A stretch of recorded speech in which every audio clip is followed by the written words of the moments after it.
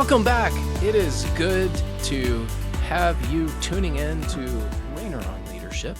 We've got a really good episode today with Brady Shearer. He is the CEO of ProChurch Tools. He's going to be talking about 3 major future shifts that you're probably not expecting. So Brady, this is your first time on the show. I know many of our listeners already know who you are, but welcome. Pleased to be here. Thanks for the invite, guys. Well, the reality of it, as Brady and I said at the beginning before we were recording, we should have gotten together before this. So shame on me for not doing this sooner. So we're doing it now. So we're ready to go. Sam, I know you want to thank our great sponsor, Upward. Yeah, it's a blessing. It really is. And I don't mean that in a cliche way. I mean, it's a blessing to have Upward Sports as a sponsor. They can be your bridge into the community.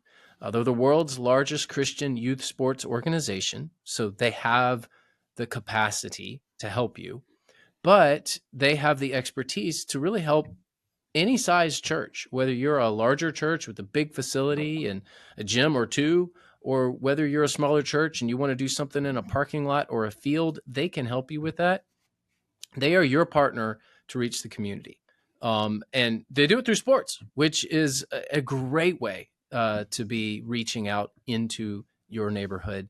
They're also being extraordinarily generous. They are offering a 2024 sports startup grant for $500. So they can get you started with reaching your community. The way that you can take advantage of that startup grant is to go to upward.org/churchanswers. Again, upward.org/churchanswers. Tell them we sent you, schedule your call, and they'll give you that $500 startup sports grant. Awesome way to think about evangelism, outreach into your community. Thank you, Upward Sports, for sponsoring the show.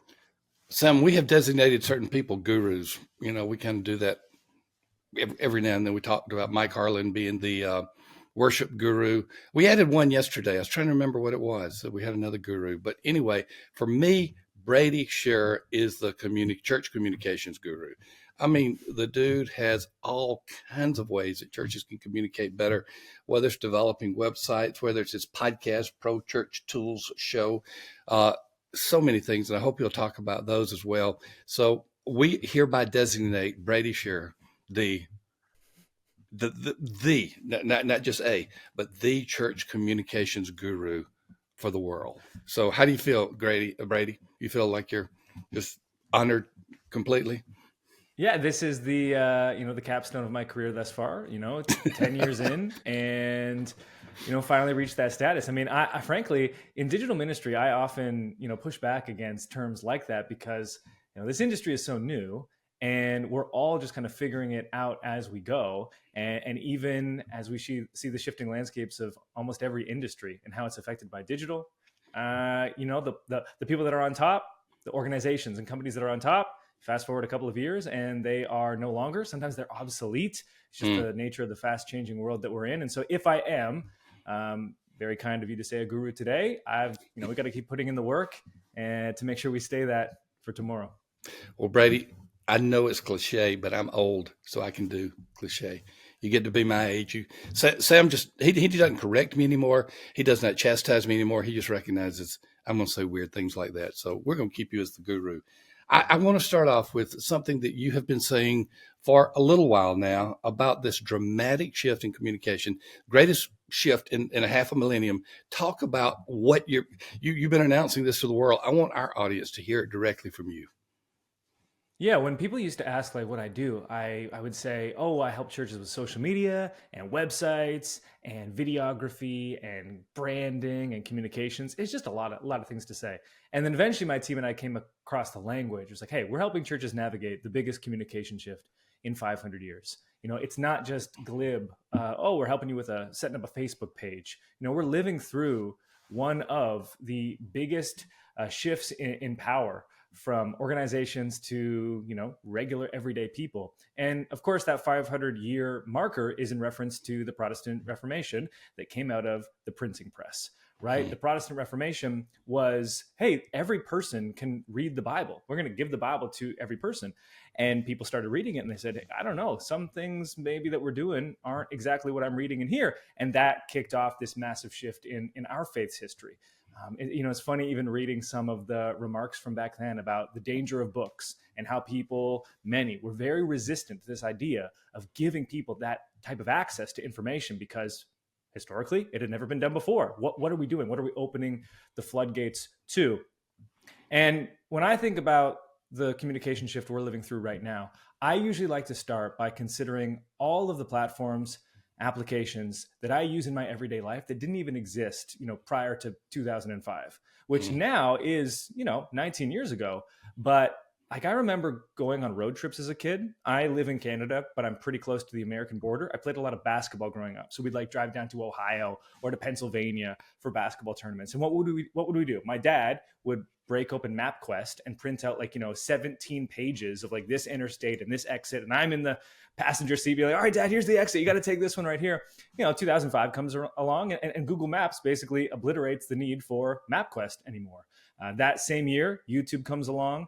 And if you just think about the social platforms that came after, but all of the different applications that have reshaped every industry, Netflix reshaping what it means to watch TV and linear TV, basically, being on its last legs right now here in 2024. You think about Dropbox, Uber, Airbnb, changing storage. I used to have like 100 different drives for all of my stuff. Now we just host it all online. I don't book hotels anymore. I use Airbnb. How Spotify and Apple Music reshaped the music industry and what that meant for artists and the ability.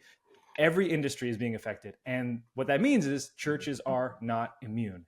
And that means immense challenges, but the positive spin is immense opportunities that previously were something that you couldn't even consider realistic.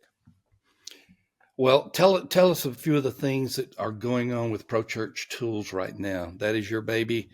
And I know that 10 years have gone quickly for you, but and you now have a team of 20, 25 people, and it's touching a lot of lives, and positively so. So tell us a little bit about what you're doing practically in that arena, Brady. I mean, we got our start. I was a media director at a church plant in 2010, and my pastor, my OG, put a camera in my hand and he said, go and just figure it out. We're a church plant. We want to make a vision video. And so I remember putting together that film. I'd never picked up a camera before. And what do you do when you're starting to learn a new skill? You kind of copy what someone else did that you look up to, you aspire to be. So City Church, Judah Smith's church, now Church Home, they had made this really cool vision video in 2009. And it had this effect at the beginning. It was a time lapse, but the edges of the frame were blurred, which is in cinematography called tilt shift lens effect. And what it does is it makes everything look like miniatures, like the cars that drive, they little just driving around like they're in a little dollhouse sort of thing. And so what I did was I went out to the intersection at my house, and I was in Bible college at the time, getting my degree in theology and youth ministry. And I set the camera up, but I didn't even have a tripod. And I'm trying to take pictures of the cars passing by. It was about 12 minutes in before me and my roommate, who became the first ever employee at our company, hear sirens because the cops have pulled up.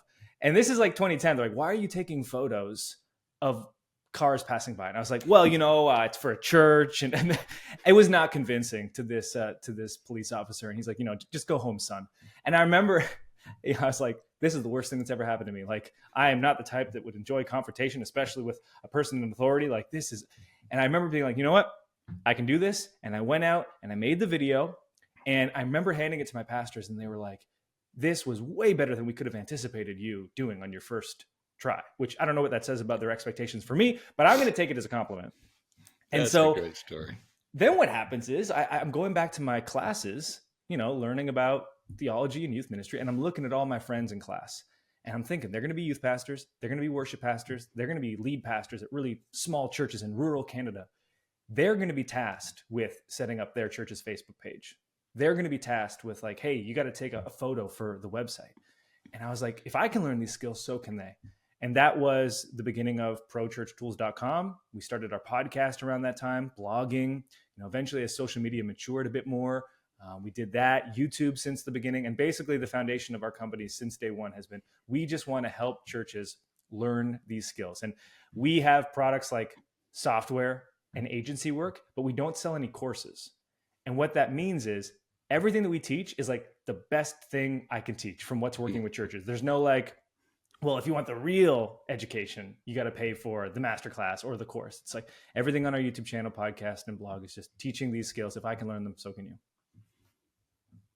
Well, that's fascinating, Brady. And it's awesome to hear your story. I'm somewhat familiar with it. I've been following you for quite some time. Certainly enjoy your YouTube channel. And if you, I actually have an intern that's just getting started, and I've sent him your YouTube channel to say, this is where you will learn everything that you need to learn. So for our listeners, what Brady just said is actually true. He does not know that I was about to say that. That if you want to know how to do what you need to do for digital church communication, he can help you. You should definitely go check out the YouTube channel. But let's talk generations. Why? So Gen Z is for many this mystery. Like the younger generations are always a mystery for the older generations. That seems to be a trend, at least the last couple 100 years. But what makes them different? I'm a millennial, and I'm one of the older millennials. I'm almost Gen X. So what do I know? I'm the old guy now. I don't even know, Dad, what that makes you, but I'm the old guy. So you're really, just really beyond ancient. Yes, really, really. You're beyond ancient. that. What? Yeah, you're ancient. There we go. What makes this generation different than previous generations? Yeah, there are a few markers. The first one, and this is from the Hootsuite 2022 Trends Report, is that Gen Z spends 24 to 48 hours per month on TikTok, Wow. which is about 5% of waking hours. What's really interesting is that the percentage of Gen Z's online time, so overall time on the internet, more and more of it is being spent on social media. It's at an all-time high of 41% right now. And the biggest reason for that is because what social media is defined as is expanding into different categories that it was not before. So we like to break up the history of social into two distinct eras. There's the social graph era, which is the first 15 years or so of social, where the content that you saw on your feeds was primarily based on your friend and family connections, your social graph. TikTok comes along a few years ago, radically disrupts social, and virtually every platform copies what they're doing. And this ushers in a new era of social that we call the discovery era, where now the content that we see on our feeds is really influenced by our viewing habits, our personal interests, and really importantly for us as churches, our local geographic location now plays a big role in distribution. What this means is we're not just going to social now to check up on our friends and family, we're going for entertainment. Google's VP had a keynote very recently, and they said that 40% of Gen Z will choose to use social platforms like TikTok for search rather than a traditional search engine. So now it's friend and family, it's entertainment, it's search. And we know that shopping and commerce is a huge part of social, and that the younger you are, the more likely you are to be motivated by what you see on your social platforms in respect to purchasing. So now you add commerce in there as well. And so we know that Gen Z is really engaged online, but a big part of that is because what social media is, it's not just like, hey, fun cat videos anymore. It's becoming almost synonymous with the internet overall. Another really interesting distinction about Gen Z is that they are more likely than other generations to report having a mental health condition. This is from the Global Web Index. It says almost 3 in 10 say they're prone to anxiety, which is a higher proportion than any other group. And of course, the question is, how much is digital media playing into that? But there's another contributing factor that I'm really interested in, and it's what some doctors are starting to call prevalence inflation. There was this peer-reviewed scientific journal, New Ideas in Psychology, and they published a thesis, and I'm not going to try to paraphrase what the doctors say. I have the quote in front of me. I'll just read it. This was the thesis. It said, first, we argue that mental health awareness efforts are leading to more accurate reporting of previously under-recognized symptoms, a beneficial outcome. Okay, so that's a good thing. But then second, and more problematically, the doctors say, we propose that awareness efforts are leading some individuals to interpret and report milder forms of distress as mental health problems, We propose that this then leads some individuals to experience a genuine increase in symptoms because labeling distress as a mental health problem can affect an individual's self-concept and behavior in a way that is ultimately self-fulfilling. So that's a really fascinating distinction with Gen Z. Like, we're all spending more time online. We're all becoming less religious. That's true in the West. What's unique about Gen Z is perhaps their awareness of their own distress that they might be mislabeling sometimes as mental health problems, which in effect is creating the mental health problem that they're concerned about. So those are two things that are standing out to me right now. Brady, I am about done with a book called Bad Therapy by Abigail Schreier. And Yes. you've heard about that. And that is one of her major theses in there, is that we know that there are mental health conditions. And so it's leading us to just exactly what you said. So fascinating. You're on the cutting edge of a lot of things, Brady. I mean, being here with you, Sam always makes me feel old. You make me feel older because you're just kind of on the cutting edge of I'm a little everything. younger than he is in respect of the millennial bracket, just barely though. What year were you born? 91. You are. Gosh, you're 11 years younger than Sam. Sam, he's a kid. He's younger than your younger brothers. Think about that. You know what? I am embracing my oldness. I am totally fine with it. I get to say what I want to say. I get to eat what I want to eat, and no one really complains. So, you get to that stage of life, just enjoy it. Just And enjoy it. of the four Rainer males, three sons and me, you're the first to grade significantly. So you are showing your age, at least in that way, a good bit more than the rest of us. Brady, talk to us about smaller churches. You're in Canada, a lot of small churches, but you get in the United States, there are a lot of small churches too. Mega church has gotten a lot of publicity over the years. Sam's been doing a lot of research on the mega church, and that's another topic for another time. But talk to us about what you see in smaller churches, particularly from the lens that you have of what's taking place. Yes, I grew up in a really small church, small Canadian Baptist church in the countryside. We had like 17 people. Like, we didn't have speakers. Like, the pastor didn't use a mic when he preached. We had one acoustic guitar, sometimes two, and we would all just kind of sing. We did have a projector, which was, that was our special piece of tech. You can kind of hear it in some of my responses, especially when it comes to these big things like generational trends and church size. I do like to start from data. Data can be misinterpreted. Data can be misleading sometimes, but I do prefer that rather than just speaking purely anecdotally. So for the church size stuff that I'm interested in, there was this one study from Faith Communities Today. It was the largest survey of churches ever conducted in the U.S. The fact study. That's a good one. That's right. Yeah. So every church is unique, right? That's worth saying off the bat. But I think what is interesting is seeing the pulls of what a smaller church might feel and what a larger church might feel. Some are going to be positive, some are going to be negative for each size, but they are kind of distinct. So the larger a church congregation gets and the faster it grows, the greater the decline in giving per person. Not just that, but the less willing people are to volunteer. Inversely, the smallest congregations, so those with worship attendance of 100 or fewer, they gave the most money per person and were the most likely to volunteer. They also spent less on staffing costs and gave the highest percentage of their budgets in support of missions and charity. The weird paradox is that smaller churches are the majority, and this is in America, Canada, much of the rest of the West, the UK, Australia. Like, we're going to have even smaller churches in America, but in America, 70% of all congregations, according to the fact study, see 100 people or less in weekly attendance. The paradox is that most people don't go to those churches because 70% of church attendees go to churches of 250 or more. And that's just how the math works out, but it's kind of like unexpected. If most churches are small, wouldn't most people that go to church go to small churches? No, most go to churches of 250 or more. So I think it's interesting to look at, based on your church's size. If you're listening, you're slotting yourself in there as like, okay, our church is this size, we're here.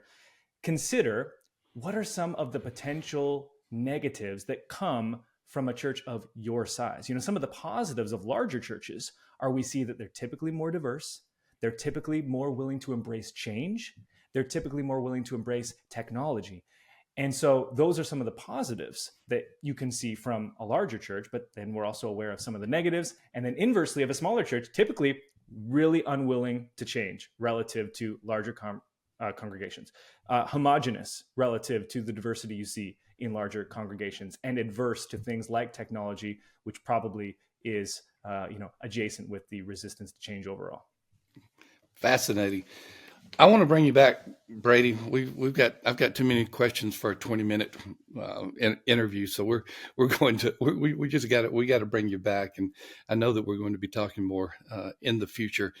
We brought Ryan Burge on our team, great data scientist that from Illinois that is helping open the eyes of not only our audience but us as well. I'm getting a lot of cards and letters today.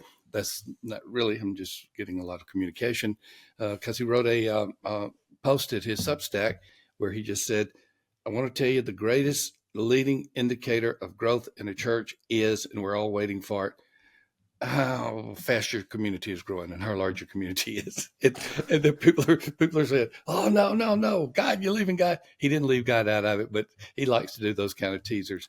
I'd love to have you back, and we'll talk about that as well. So tell us what some of the things that are happening at ProChurch Tools.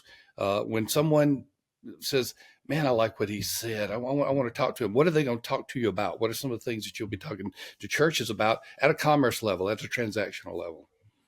Yeah, sure. So we have a church website builder. Nucleus is its name, nucleus.church. 3,000 plus churches host their website on our software platform. Been around for 6 or 7 years. And then we also work directly one-on-one with churches on the social media front. Our agency service is socialsermons.com.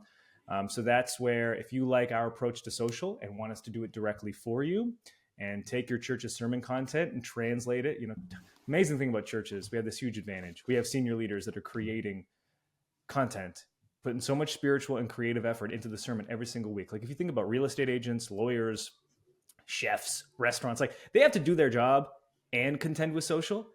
The church rhythm is so set up for social media, not to mention that as local organizations, the local distribution of the discovery era of social, it's never been a better time to be doing social ministry. I think we all kind of maybe are nostalgic as users of social for back in the day, but if you're a creator at church, there's never been a better time. So socialsermons.com, we have limited spots there. We have about capacity for about 200 churches that we work with every single week with our team there.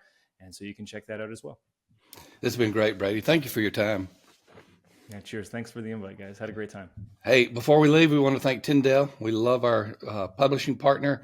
Tyndale now is introducing the Every Woman's Bible. It doesn't shy away from the hard questions. It asks tough questions. It offers cultural, historical, and literary clarity and context for greater understanding. They have more than 100 women who've contributed to this. Get this, Mother's Day is coming up. Or is it, Sam? I'm trying to think. When is Mother's Day? It's in May, isn't it? Yes. I think so.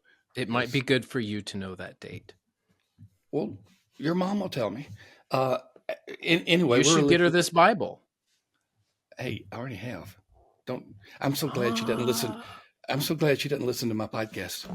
She will have no idea unless someone tells her. Anyway, Every Woman's Bible is the name of it. Learn more at everywomansbible.com.